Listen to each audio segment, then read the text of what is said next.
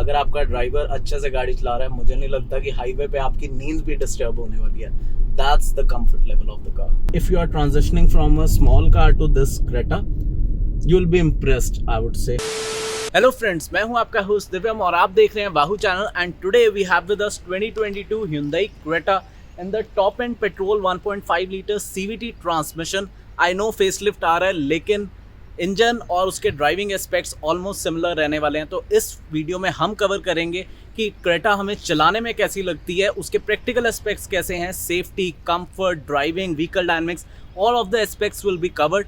You stay with me and I tell you कि आपके लिए क्रेटा एक अच्छी गाड़ी हो सकती है कि नहीं. So let's find it out. Starting with the key, तो आपको कुछ ऐसा सा सेटअप देखने को मिलने वाला है, बट प्रैक्टिकली स्पीकिंग इसकी कोई ज़रूरत नहीं है. Just press this button and the car will gets unlocked and you can see the amount of area that you get inside और outside of the car. गाड़ी का इनग्रेस और ईग्रेस एरिया बहुत ज़्यादा अच्छा है. आप ऑलमोस्ट खड़े खड़े बैठ सकते हैं क्योंकि सीट हाइट भी ज़्यादा अच्छी है. And the main highlight here is the panoramic sunroof, जो आपको यहाँ पे टॉप एंड वेरिएंट पे मिलेगी. सभी वेरिएंट्स में नहीं है, but this is kind of a highlight that you will get.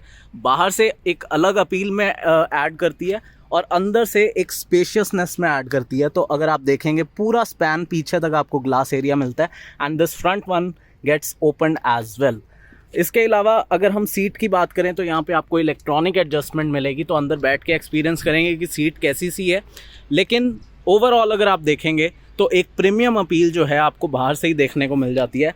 Now this is not going to be a feature video जहाँ पे मैं आपको इसके फीचर्स बताऊंगा, but yes we will talk about the practical aspects. Now let's fire up the engine and see कि Creta चलाने में कैसी लगती है. Right foot on the brake and just a press of a button, engine get started.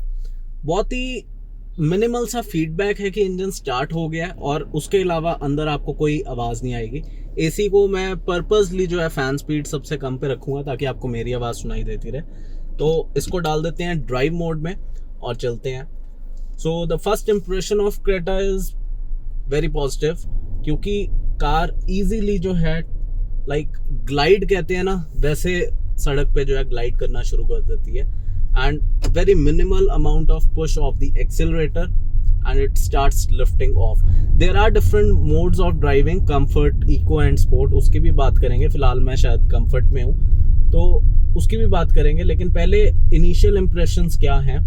सबसे पहले तो जैसे ही हम चलने लगे और 20 की स्पीड हमने क्रॉस की, सारे के सारे डोर्स जो हैं अपने आप लॉक हो चुके हैं. That's a bit of addition in the safety. तो जिस सीट पे मैं बैठा हुआ हूँ मेरे को प्रॉपरली इसने हर तरीके से जो है अच्छे तरीके से सराउंड किया हुआ है, तो मुझे नहीं लगता चलते हुए मेरे को कोई हिलजुल फील होने वाली है. And I am not too sure कि अगर आप क्रेटा लेने वाले तो आप खुद चलाएंगे या आप पीछे बैठेंगे, but if you are in this driver seat you'll totally be amazed because the comfort level are really very good. and इसके अलावा जो गाड़ी मैं चला रहा हूँ the SX option CVT variant, यहाँ पे आपको 8 अलग अलग वेज से आप इस सीट को एडजस्ट कर सकते हैं, that too electronically. तो प्रॉपरली जो आपकी फिट होती है ना वो आपको मिल जाएगी इस seat. Now coming back to the driving part, तो क्लच तो है नहीं और गियर्स आपने खुद सिलेक्ट करने नहीं. Although you have the pedal shifters, you have a bit amount of control, manual override भी है, लेकिन मैं अज्यूम करके चलता हूँ कि मोस्टली आप इसको ऑटोमेटिक मोड पे ही चलाने वाले हैं. तो इन दैट केस कार अपने आप डिसाइड करेगी, ट्रांसमिशन अपने आप डिसाइड करेगी कि किस गियर में होना है. Now comes the role of those driving modes. तो जैसे कि मैं इको में हूँ, अगर यहाँ पे आपको रोटेटरी नॉब दी हुई है, उसको आप ट्रैक्शन और ड्राइव दोनों के लिए एडजस्ट कर सकते हैं. Traction is a different game जहाँ पे व्हीकल डायनेमिक्स थोड़े से ऑल्टर होंगे, उसको मैं आज अनफॉर्चुनेटली टेस्ट नहीं कर पाऊंगा. बट ड्राइव जो है उसमें अगर मैं इको पे रखता हूँ, लेट्स सी कि इन तीनों मोड्स में फ़र्क क्या आता है. I try and keep my foot minimal on the accelerator. तो जैसा कि मैं इको में देख रहा हूँ कि धीरे धीरे जो है स्पीड बिल्ड हो रही है, लेकिन जो आपके गियर्स हैं वो मोस्टली 1100 RPM 1200 RPM पे चेंज हो रहे हैं. तो यही मैं अज्यूम भी कर रहा था कि जैसे जैसे हम स्पोर्ट मोड की तरफ जाएंगे गियर शिफ्टिंग एग्रेसिव होती जाएगी. Let's take a U turn from here और अंदाज़ा हो जाएगा कि मुड़ने में गाड़ी कितनी बड़ी लगती है.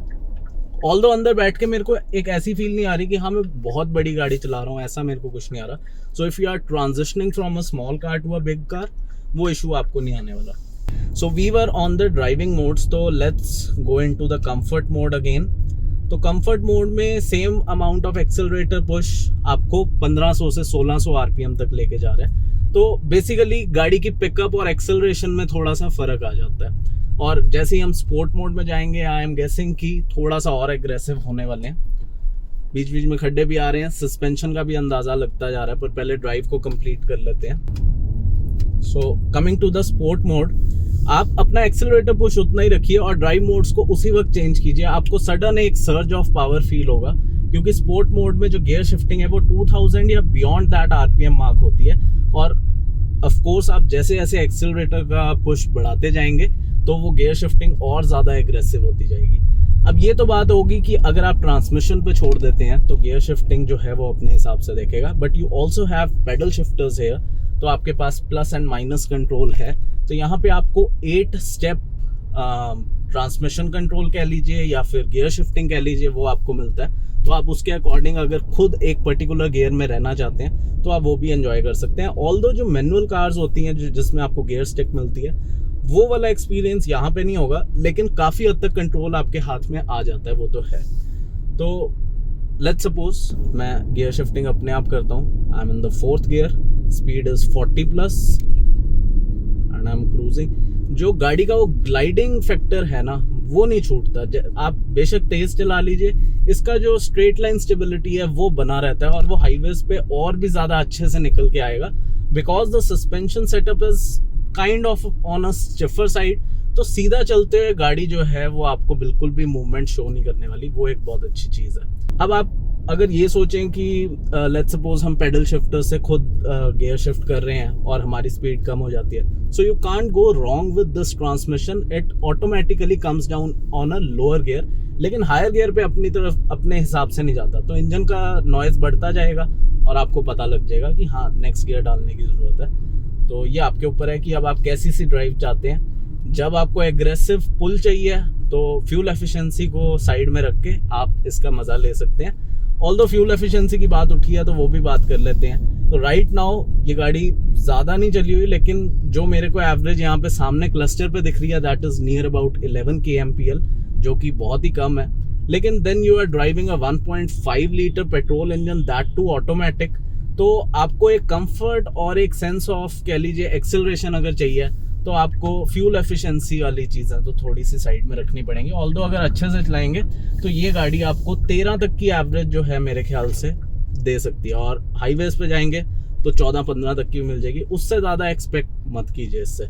Now I am purposely into a narrow road, जहाँ पे देख लेते हैं कि इसका बड़ी गाड़ी होने की वजह से कहीं ऐसा तो नहीं लगता कि कहीं पे फंस जाती है या ऐसा कुछ। अभी तक ऐसा कुछ लग नहीं रहा। ऑल्दो मतलब ये आप पे डिपेंड करता है। अब आप ऑल्टो से डायरेक्टली इस पे ट्रांजिशन कर रहे हैं तो शायद आपको थोड़ी सी बड़ी लगे, but if you are comfortable with Swift और i20 और जैज काइंड ऑफ कार्स, ये आपको कोई बहुत बड़ी नहीं लगने वाली।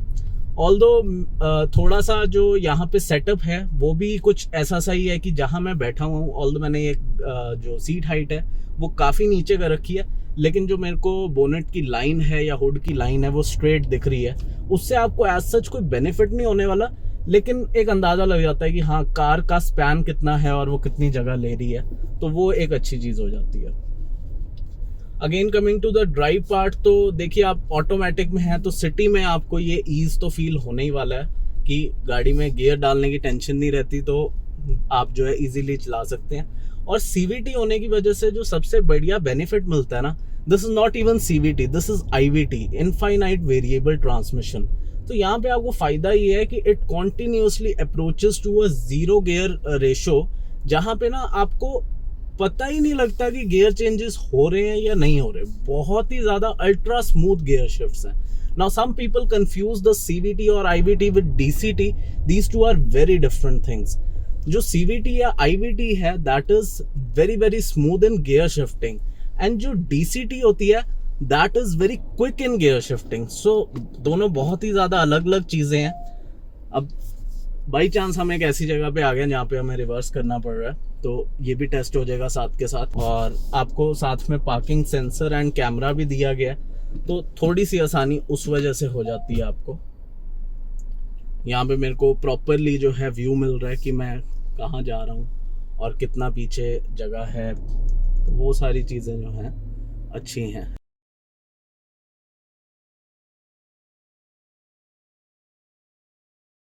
अब यहाँ पे मेरे को थोड़ा सा फील हुआ कि हाँ गाड़ी थोड़ी बड़ी है, तो कॉर्नर भी बहुत छोटा सा था, तो इसलिए थोड़ी सी दिक्कत आई।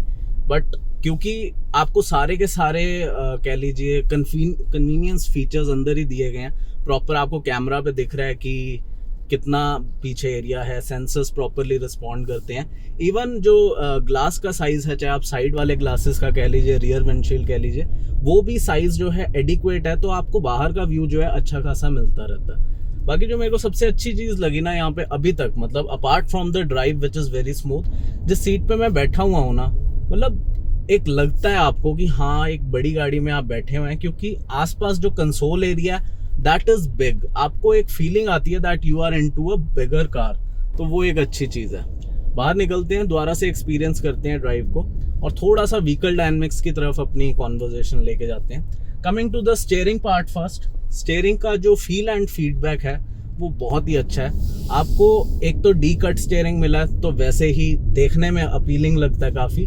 यूज़ करने के लिए भी आपको जगह जगह स्लॉट्स दिए हुए हैं जहाँ पे आपका थंब जो है वो फिट हो जाएगा, और आप इसको कैसे भी चलाना चाहें। कुछ लोग जो है क्लॉक पोजीशन में 10 o'clock और 2 o'clock पे हाथ रख के जो है चलाना पसंद करते हैं, कुछ लोग नीचे हाथ रख के और एक हाथ ऊपर रख के चलाना पसंद करते हैं, कुछ लोग सिर्फ एक ही हाथ से चलाना पसंद करते हैं। whatever may be your kind of requirement you can say और preference you can say, ये स्टीयरिंग का जो ग्रिप और होल्ड है वो आपको अच्छा लगेगा।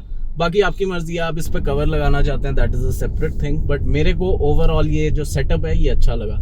कमिंग टू इट्स फंक्शनैलिटी, तो इसका फील एंड फीडबैक जो कहें, छोटा सा टर्न जो है वो आपको प्रॉपरली फीडबैक देता है, गाड़ी मुड़ रही है, प्रॉपर सेंटरिंग होती है, सेल्फ सेंटरिंग प्रॉपर है, उसमें कोई दिक्कत नहीं है। स्टीयरिंग का वेट बहुत एडिक्वेट लग रहा है, मतलब आपको जो साइज ऑफ कार दिया गया उसकी वजह से ऐसा नहीं है कि बहुत सॉफ्ट स्टीयरिंग है, ऐसा नहीं है कि बहुत हार्ड स्टीयरिंग है, बिल्कुल प्रिसीजन के साथ जो है इसका वेट रखा गया। एंड आई एज्यूम कि जैसे जैसे आप स्पीड गेन करेंगे तो इसमें एक और वेट फैक्टर आएगा, तो पता लगता है कि क्रेटा का स्टीयरिंग ही है, ऐसा नहीं है कि ग्रैंड i10 या i20 का स्टीयरिंग इसमें दे दिया। That is a good thing. Coming to the suspension, once again suspension जैसा कि मैंने आपको बताया थोड़ा स्टिफर साइड पे है, बट उसका एडवांटेज आपको जो है वही मिलता है कि जब आप स्ट्रेट लाइन स्टेबिलिटी देखते हैं, गाड़ी ज़्यादा हिलती जुलती नहीं है, तो वो एक अच्छी चीज़ रहती है। Although if you are only looking from the perspective of a city, तो वहाँ पे आप शायद कह सकते हैं कि यार ये थोड़ा सा स्टिफ हो गया और मेरे को थोड़ा सा सॉफ्ट सस्पेंशन चाहिए था, तो वहाँ पे थोड़ा सा आपको डिसअपॉइंटमेंट हो सकता है। हाईवे में I don't think so, it will be kind of a negative experience. Coming to the braking, तो ब्रेकिंग इज सुपर ऑसम, और मैं तो कहूँगा इस गाड़ी के हिसाब से थोड़ी ज़्यादा ही सुपीरियर ब्रेकिंग दे दी गई है। चारों व्हील्स पे आपको डिस्क ब्रेकिंग मिलती है। आई एम नॉट सो श्योर कि हर वेरिएंट में ऐसा है कि नहीं, बट इस वेरिएंट में आपको चारों पे वो मिल रही है। And if you are not use to driving an automatic car, कई बारी आपका लेफ्ट फुट गलती से ब्रेक पे आ गया और आपने पूरा दबा दिया, गाड़ी वहीं के वहीं बिल्कुल डेड स्टॉप पे आ जाएगी, जो कि एक अच्छी चीज़ भी है और एक ख़राब एक्सपीरियंस भी देगा। अच्छी इसलिए क्योंकि गाड़ी एकदम से रुकती है, चाहे आप इमरजेंसी ब्रेकिंग की बात करें, पैनिक ब्रेकिंग की बात करें, एकदम एक डेड हॉल्ट पे आती है। लेकिन ख़राब एक्सपीरियंस इसलिए है क्योंकि एकदम से आपको एक जर्क फील होगा और ये जो आपकी बेल्ट्स हैं ये भी लॉक हो जाएंगी। From the safety point of view गाड़ी में कोई कमी नहीं है, 4 स्टार रेटेड कार है if I am not wrong. Safety features अच्छे दिए गए हैं। टॉप एंड वेरिएंट चला रहा हूँ, इसमें 6 एयर बैग भी दिए गए हैं। आपको DRVM का ऑप्शन भी मिलता है इसमें, ड्राइवर रियर व्यू मॉनिटर। तो आगे चलते चलते अगर आपको पीछे का व्यू देखना है, लेट्स सपोज पीछे की विंड स्क्रीन थोड़ा सा क्लियर नहीं है या कुछ सामान पड़ा है, कुछ भी है, just a press of a button और मेरे को हर समय दिख रहा है कि पीछे कौन सी गाड़ी आ रही है, नहीं आ रही। मैं यहाँ पे बड़ी सी स्क्रीन में वो डिस्प्ले देख सकता हूँ जब भी मैं जाऊँ। वेंटिलेटेड सीट्स दी गई हैं, तो चलाते हुए आपको गर्मी नहीं लगती, क्योंकि इंडियन वेदर में अगर आप गाड़ी चला रहे हैं definitely after some point of time आप गर्मी फील करने लग जाएंगे। फेस पे तो जो है ब्लास्ट सामने से आ जाता है एसी का, तो ठीक रहता है, लेकिन पीछे से जो है आपको सारा वहीं स्वेट और वो वाली गंदी फीलिंग होने लग जाती है। तो अगर आप वेंटिलेटेड सीट्स को यूज़ कर रहे हैं तो वो भी आपको प्रॉब्लम नहीं रहेगी। Again this is a feature in the top end variant only, तो वो चीज़ है। एसी के ब्लास्ट की बात करें, it is very very good, मतलब एकदम से जो ठंडा करने वाली बात है कैबिन को, वो आपको एक्सपीरियंस यहाँ पे लगने वाला है। This is using a 1.5 litre engine, तो ऐसा भी नहीं है कि आप एसी को यूज करते हैं और साथ के साथ आपको पावर का ड्रॉप फील होता है, nothing like that. With the passage of time also आपको ऐसा नहीं लगने वाला कि यार एसी की वजह से गाड़ी की परफॉर्मेंस में कोई दिक्कत आ रही है। सो ओवरऑल अगर हम सम अप करें सारी चीज़ों को, परफॉर्मेंस बहुत ही अच्छी है गाड़ी की। ऑटोमेटिक होने की वजह से एक एक्सपीरियंस अलग ही लेवल पे चला जाता है। आई एम नॉट सो श्योर अगर आप मैनुअल ड्राइव करने का शौक रखते हैं तो ऑटोमेटिक आपको कितना अच्छा लगेगा नहीं लगेगा ये आपके ऊपर है, बट मेरे को ओवरऑल इसका एक्सपीरियंस जो है वो काफ़ी अच्छा लगा। Then coming to the vehicle dynamics part also, apart from the suspension in the city driving, बाकी सारी चीज़ें आपको इम्प्रेस ही करने वाली हैं। कंफर्ट की बात करें, front seats are very good, rear में अभी हम बैठ के देखते हैं वो भी हमें पता लग जाएगा। Now coming to the comfort of the rear seat, तो यहाँ पे भी बहुत इम्प्रेसिव एक्सपीरियंस होने वाला है आपको। द रीजन बीइंग, जिस सीट पे आप बैठे हुए हो यहाँ पे आपको 2 स्टेप रिक्लाइन मिलता है, तो आप इस सीट को जो है आगे या पीछे अपने कंफर्ट के हिसाब से थोड़ा बहुत एडजस्ट कर सकते हो। This cushions are given you from the company itself, तो ये भी आपके एक रिलैक्सिंग कंफर्ट में जो है ऐड करने वाला है। Then you are being provided with the armrest as well. Side में आपको जो है विंडो सनशेड्स दिए गए हैं, तो वो भी एक कंफर्टेबल फीचर है। Right above my head is the panoramic sunroof, तो अगेन कन्वीनियंस और कंफर्ट में कोई कमी छोड़ी नहीं है। Talking about the room and the spaciousness, तो आप चाहे 6 फुट 2 इंच के भी होंगे तब भी आपकी लेग्स में कोई भी कॉम्प्रोमाइज आपको होता हुआ नहीं दिखेगा। प्रॉपर रूम दिया गया है यहाँ पे, डेडिकेटेड रियर एसी वेंट्स दिए गए हैं, तो आपको कूलिंग का भी एज सच कोई कंप्लेंट नहीं आने वाला। तो ओवरऑल बात की जाए, this is a nice area to be in. अगर आपका ड्राइवर अच्छे से गाड़ी चला रहा है, मुझे नहीं लगता कि हाईवे पे आपकी नींद भी डिस्टर्ब होने वाली है। That's the comfort level of the car. If you are transitioning from a small car to this Creta, you'll be impressed, I would say. तो ओवरऑल सारी चीजें जो हैं, एक मतलब अगर मैं इसको रेटिंग दूं तो 5 में से 4.5 कहीं नहीं गया। जो थोड़े बहुत मार्क्स अगर कट होते हैं तो वो कुछ ऐसी चीजें हैं जैसे कि the plastics that are being used in the car. एक 20 लाख की गाड़ी से मैं और ज्यादा एक प्रीमियम फील जो है एक्सपेक्ट करता हूँ, जो मेरे को डिज़ाइन पॉइंट ऑफ व्यू से तो मिलती है। एलिमेंट सारे हैं अपनी जगह पे और सब कुछ अच्छा लग रहा है, लेकिन कुछ और अगर लेदर का यूज़ किया होता, थोड़े वुडन ट्रिम्स होते तो वो ज़्यादा अच्छा लगता। Although we are kind of going away from this drive review, क्योंकि अगर हम फीचर्स की डिज़ाइन की बात करें वो एक अलग वीडियो इसका बनाया जा सकता है, but properly from the design driving point of view ये गाड़ी आपको चलाने में बहुत इम्प्रेस करने वाली है। ये आर्मरेस्ट आपको प्रॉपरली जो है जगह पे मिलता है, गाड़ी में एयर प्यूरिफायर दिया गया है, सारे कंट्रोल्स आपकी रीच में हैं, तो वो भी आपको कोई प्रॉब्लम नहीं होती। Overall I like this car.